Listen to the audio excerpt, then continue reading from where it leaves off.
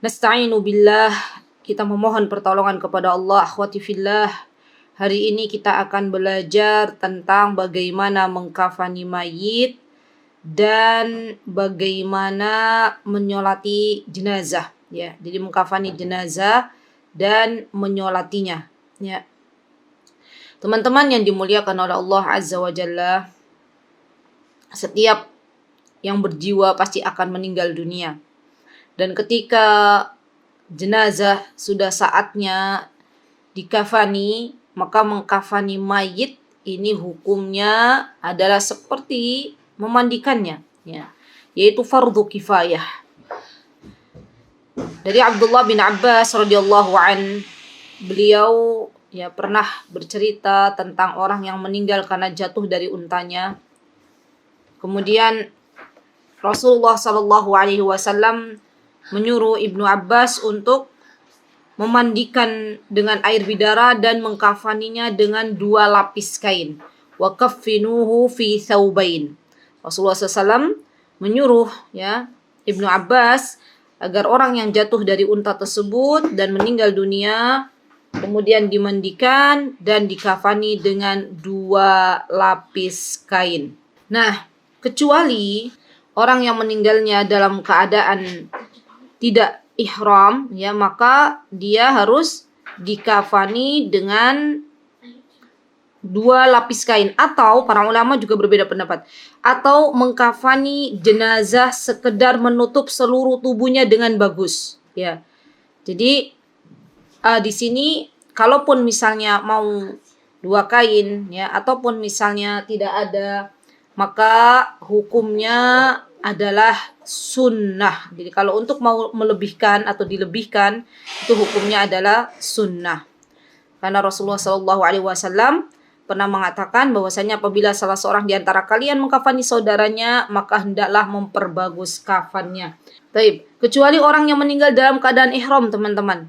Maka kalau orang yang meninggal dalam keadaan biasa itu semuanya tertutup, dari kepala sampai kaki. Kalau yang keadaan ihram, ketika diletakkan kain kafan, maka kepalanya itu tidak ditutup, kepalanya tidak ditutup. Karena ini perintah dari Rasulullah Sallallahu Alaihi Wasallam. Kata Rasulullah SAW ketika beliau mengkafani orang yang sedang dalam keadaan ihram, maka kata Rasulullah SAW, jangan beri minyak wangi dan jangan tutup kepalanya, karena Allah akan membangkitkannya pada hari kiamat dalam keadaan bertalbiyah. Subhanallah, ya. Ini hamba-hamba pilihan Allah yang Allah wafatkan ketika sedang dalam keadaan ihram, dalam keadaan beribadah kepada Allah Azza wa Jalla, kemudian meninggal dengan sebaik-baik keadaan. Kelak pada hari kiamat nanti ketika bangun dari kubur, ia akan dibangunkan dalam keadaan bertalbiyah, labbaik Allahumma labbaik. Kemudian teman-teman yang dimuliakan oleh Allah Azza wa Jalla, untuk kriteria kain kafan itu sendiri, maka hendaklah kain kafan untuk mengkafani jenazah itu lebih utama diambilkan dari hartanya si mayit. Jadi kalau si mayit itu punya harta, maka yang didahulukan sebelum hartanya itu dibagi untuk ahli waris, maka yang perlu diperhatikan adalah diambil terlebih dahulu hartanya si mayit untuk mengurusi jenazahnya, untuk mengurusi si mayit tersebut. Di antaranya juga untuk membayar hutang-hutangnya dan membelikan kain kafan. Nah, kemudian yang selanjutnya teman-teman, kain kafan ini sunnahnya yaitu berwarna putih, tapi tidak wajib.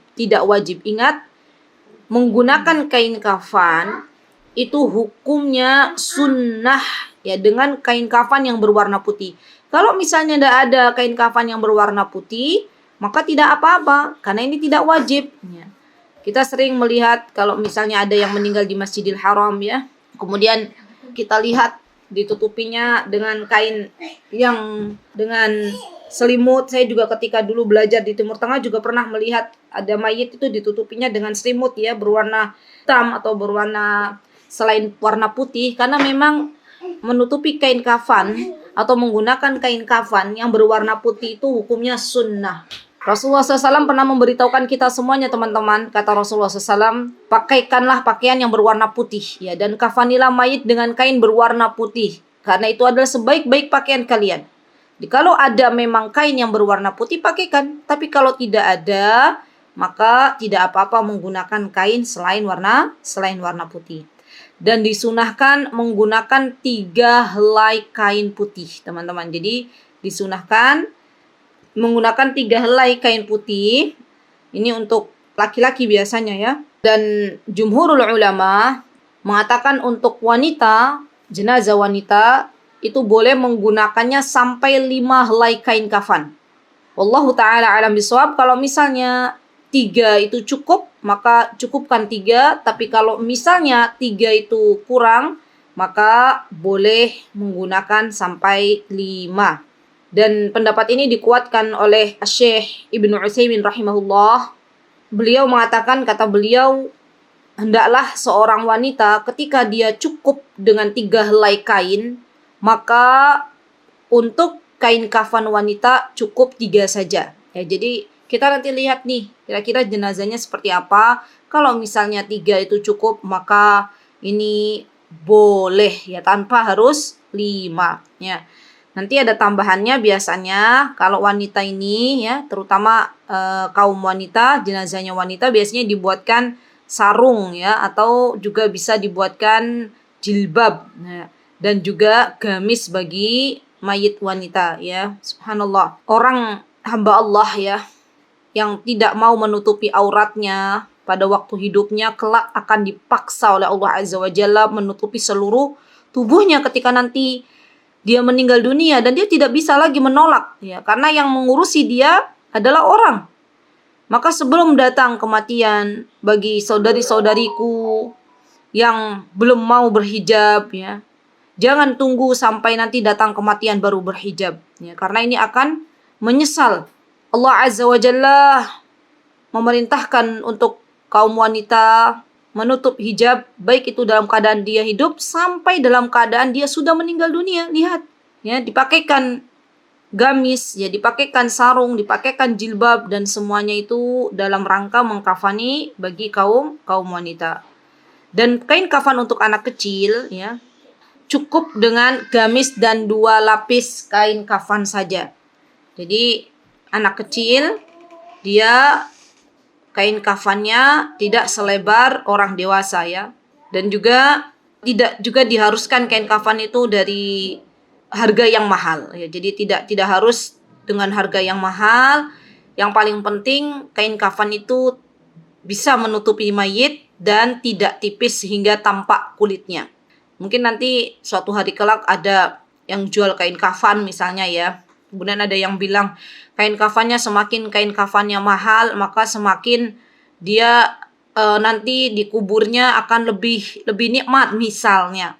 Maka saya katakan sekali lagi bahwasanya tidak ada kewajiban dengan semakin mahalnya kain kafan kemudian Allah memuliakannya, tidak.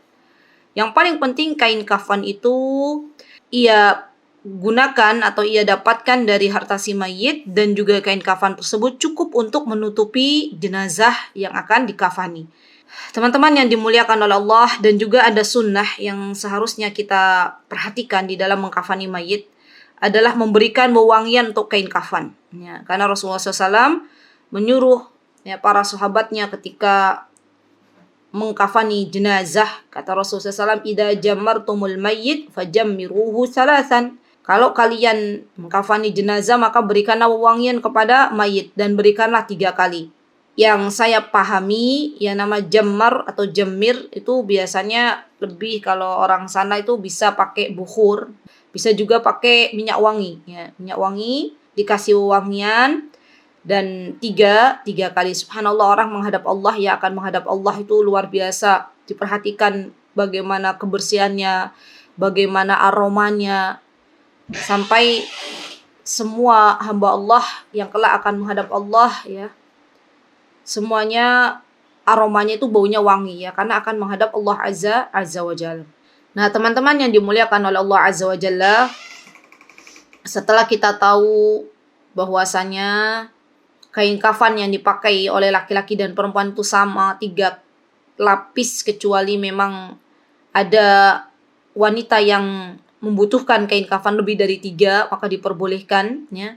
Maka saatnya kita belajar teknis mengkafani mayit itu seperti apa. Kita semuanya harus belajar, teman-teman. Jangan mengandalkan orang-orang yang sudah bisa, ya. Karena kita tidak tahu kapan datangnya tugas untuk bisa kita mengkafani jenazah yang kita temui.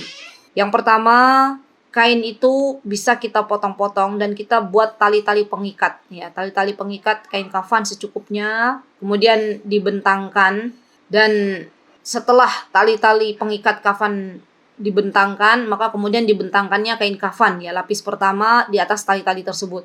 Ketika kain kafan yang pertama dibentangkan, baru kemudian kita tambahkan minyak wangi atau yang semisalnya.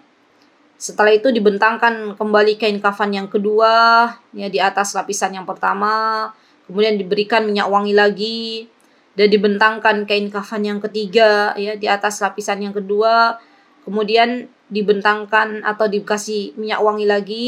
Setelah itu baru diletakkan mayit di tengah kain kafan. Setelah diletakkan mayit di tengah kain kafan, teman-teman, kemudian tutup pelan-pelan, ya, dengan lapis ketiga, dimulai dari sisi kiri ke kanan, kemudian kain dari sisi kanan ke kiri, dan tutup dengan kain lapis kedua, ya. Jadi bayangkan pertama yang lapis yang ketiga itu, jadi tidak langsung lapis kedua, lapis ketiga, dan lapis ke-1 langsung, ya, tidak, tapi satu-satu. Mulai dari bagian paling teratas, lapis ketiga, kemudian setelah itu lapis kedua, baru terakhir lapis pertama, dan diikat dengan tali, ya.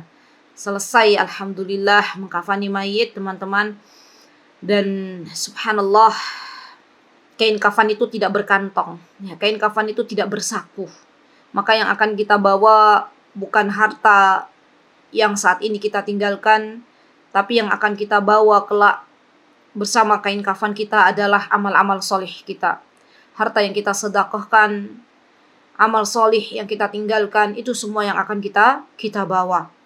Dan kain kafan seluruh hamba Allah itu sama, baik yang meninggal adalah pejabat, baik yang meninggal adalah orang fuqara, semuanya sama, subhanallah. Karena ternyata di hadapan Allah Azza wa Jalla tidak ada yang bisa membedakan kecuali takwanya kepada Allah Azza wa Jalla. Maka mudah-mudahan kita semuanya kelak bisa menghadap Allah Azza wa Jalla dengan sebaik-baik bekal, dan mudah-mudahan Allah menerima semua amal solih kita. Baik, kemudian yang kedua, teman-teman, yang akan kita pelajari hari ini adalah bagaimana menyolati jenazah. Dan bagi kaum wanita juga boleh yang namanya menyolati jenazah, ya.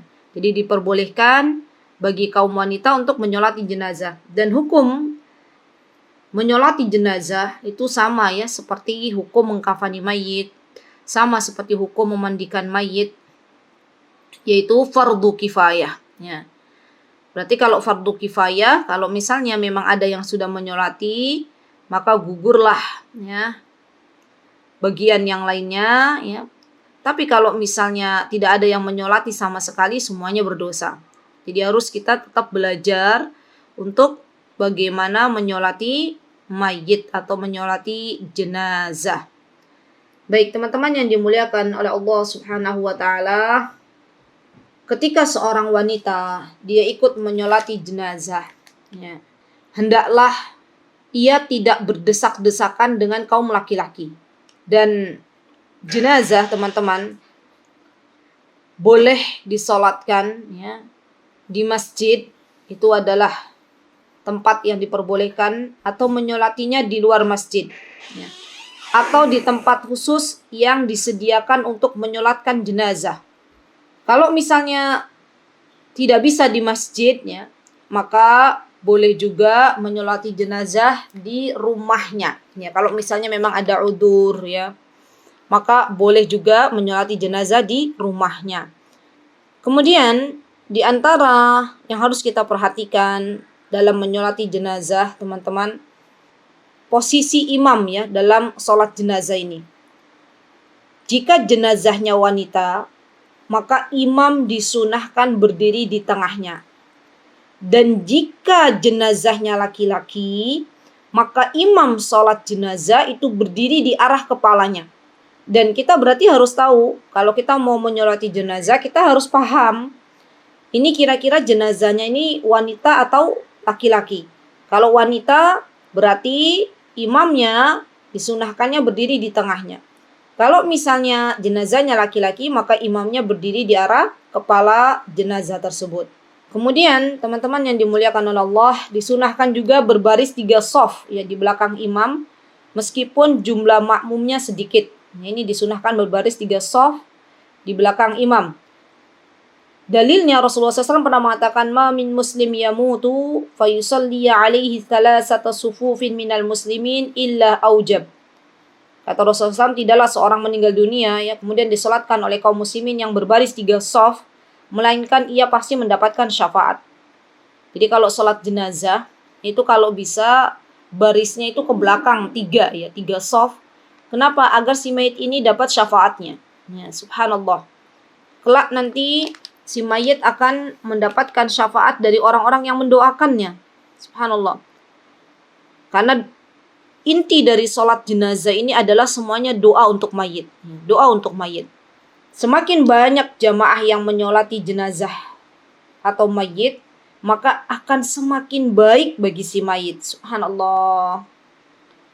Sampai-sampai Rasulullah SAW pernah mengatakan, teman-teman, kata beliau, tidaklah seorang meninggal dunia kemudian disolatkan oleh kaum muslimin yang jumlahnya hingga 100 dan semuanya meminta syafaat untuknya, melainkan syafaat mereka akan diterima. Yang dimaksud dengan syafaat di sini adalah memintakan doa ya kepada Allah Subhanahu wa taala agar memberikan syafaat kepada si mayit ya, subhanallah.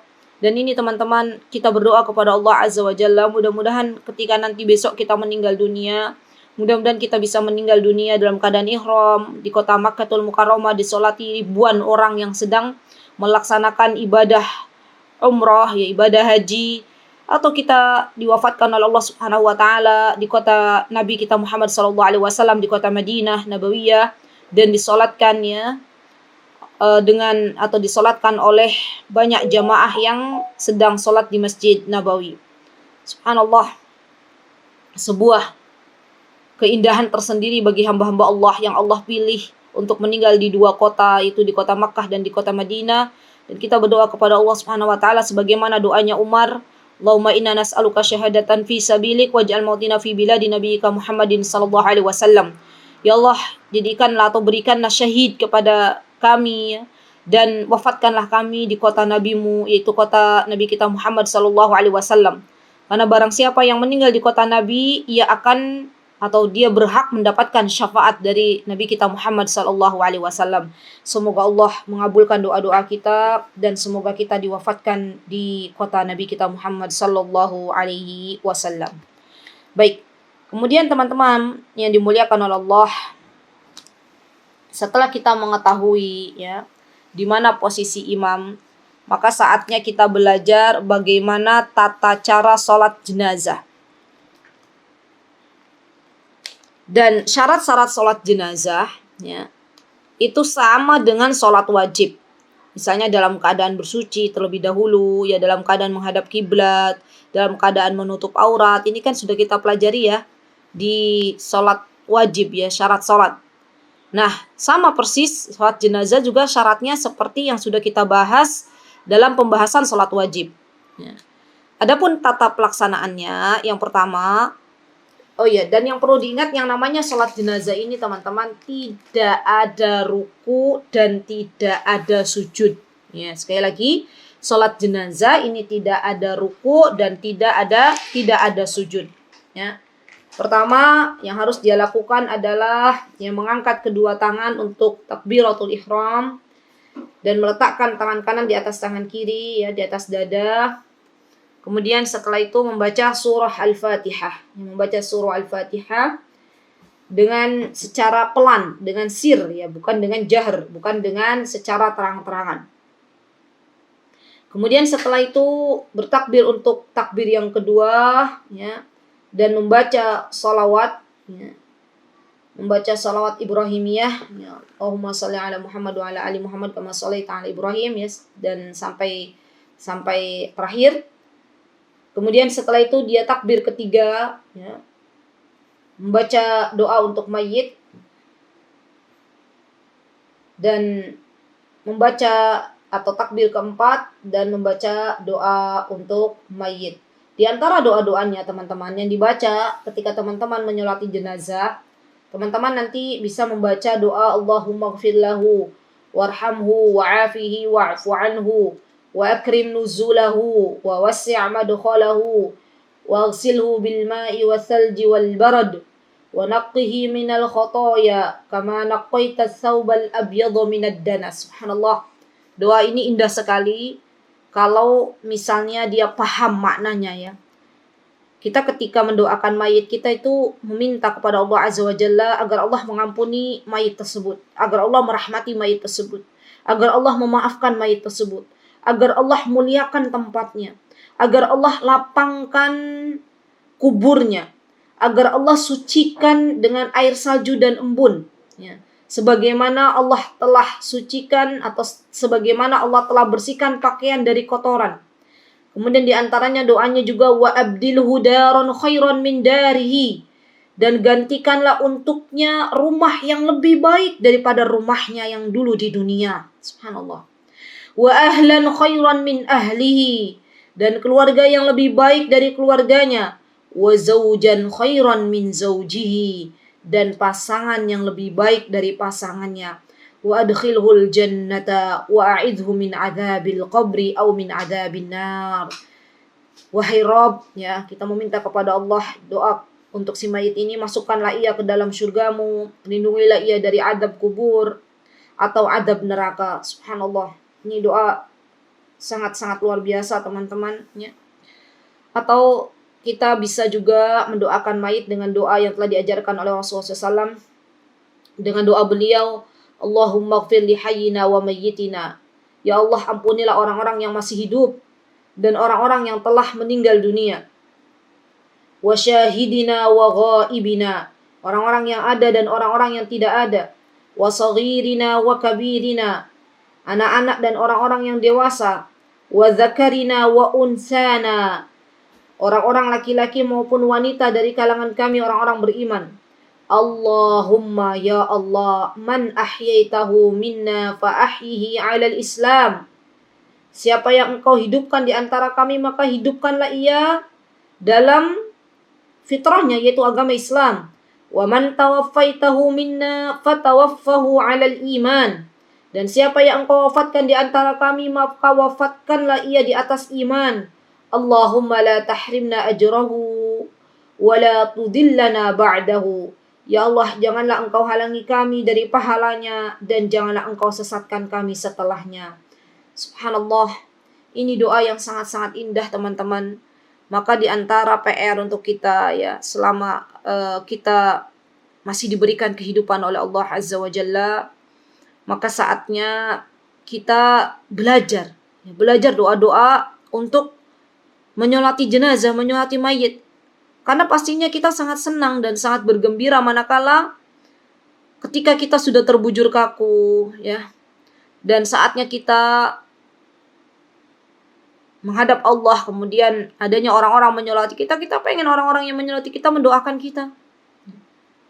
Tapi kalaupun misalnya sudah berusaha untuk belajar, sudah berusaha untuk menghafalnya, tapi belum juga hafal-hafal dan Allah Maha tahu, ya, setiap kondisi kita masing-masing, maka boleh, ya, sebagian ulama mengatakan boleh berdoa sesuai dengan kemampuannya, ya, boleh berdoa sesuai dengan kemampuannya. Dan ini pendapat para ulama, ya, teman-teman. Jadi kalau misalnya memang belum bisa menghafal yang panjang, maka doakan semampunya. Kan tadi, ya Allah ampunilah dia, ya Allah berikanlah rahmatnya. Dan Allah Maha mengetahui semua kondisi kita masing-masing, ya. Tapi kita harus berusaha dulu nih, belajar dulu, ya, tulis pelan-pelan, hafalkan pelan-pelan, minta sama Allah Azza wa Jalla agar dimudahkan dalam menghafal doa untuk menyolati jenazah, ya. Setelah kita takbir keempat, kemudian kita mengucapkan salam 2 kali, ke kanan dan ke kiri, atau boleh sekali saja ke kanan. Ini para ulama berbeda pendapat, ya. Ada yang mengatakan bahwasanya menyolati jenazah itu salamnya hanya sekali, dan ada juga yang mengatakan bahwasanya salamnya 2 kali. Yang mengambil pendapat salam 1 kali itu mengambil hadis Abu Hurairah, ya, bahwasanya Rasulullah SAW melaksanakan salat jenazah, beliau bertakbir 4 kali dan mengucapkan salam 1 kali. Kemudian yang mengambil pendapat, ya, salam 2 kali, itu mereka mengambil sebuah riwayat di mana Rasulullah SAW juga pernah, ya, bertakbir, kemudian setelah itu beliau salam sebanyak 2 kali. Wallahu taala a'lam bissawab. Setelah kita menyolati jenazah, ya, maka yang perlu kita ketahui juga apabila misalnya nih kita mendatangi jenazah, tiba-tiba kita itu ketinggalan takbir, ya, dalam sholat jenazah. Maka apa yang harus kita lakukan? Ya, yang harus kita lakukan, ya, kita boleh kalau misalnya memungkinkan, kita boleh mengqadha takbir yang tertinggal, ya, dan mengerjakan rangkaiannya sebelum jenazah tersebut dibawa. Karena kan biasanya cepat-cepat tuh kalau sudah jenazah sudah disolatkan misalnya, ya. Setelah itu kan nanti pengurusannya setelah itu dikubur, ya, karena orang-orang jenazah dan nyada yang soleh itu telah Allah beritahukan ketika Allah mencabut nyawanya, digambarkan bahwasanya ini loh nanti tempatmu tuh di surga. Makanya jenazah yang soleh itu pengen cepet-cepet, ya Allah cepatkanlah cepatkanlah pengurusannya, cepatkanlah urusan diriku dalam pengurusannya, karena sudah nggak sabar ingin melihat taman surganya nanti dikubur, ya. Allah bentangkan seluas-luasnya, ya, di pagi hari, di malam hari, ya, kenikmatan-kenikmatan surga yang nanti kelak dia akan menempatinya. Nah, kalau misalnya dikhawatirkan nih jenazahnya akan diangkat, ya, maka para ulama kalau misalnya memang sudah waktunya sudah mepet sekali jenazahnya tuh mau diangkat, maka kita boleh cukupkan untuk mendoakannya saja. Jadi misalnya, jadi nggak ada baca Al-Fatihah, ya, kita langsung mendoakan saja. Jadi takbir yang 2, ya, 2 takbir itu kita langsung mendoakan, dan ini tidak wajib untuk mengqadhanya. Berarti kita lihat kondisi ketika kita menjadi makmum, ya, menyolati jenazah. Kalau misalnya memang ada waktu, maka kita mengqadha yang tertinggal dari takbir-takbir sholat jenazah. Jika memang waktunya mepet, maka kita ambil takbir yang khusus mendoakan si mayit. Karena sejatinya yang namanya sholat jenazah semuanya adalah doa untuk mayit. Baik, teman-teman yang dimuliakan oleh Allah Azza wa Jalla, alhamdulillah, ya, bagaimana cara mengkafani mayit, bagaimana cara menyolati mayit sudah kita pelajari, ya. Dan kita juga boleh, ya, melakukan sholat ghaib untuk orang yang meninggal di tempat lain, ya, dengan syarat belum ada orang yang menyolatkannya, ya.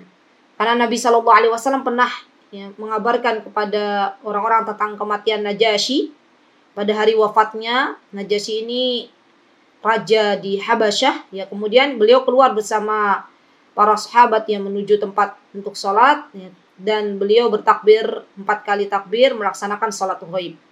Dan riwayat lain mengatakan bahwasanya Nabi itu selama hidupnya beliau tidak pernah menyolatkan sholat ghaib kecuali untuk Raja Najasyi ini. Wallahu taala a'lam bissawab.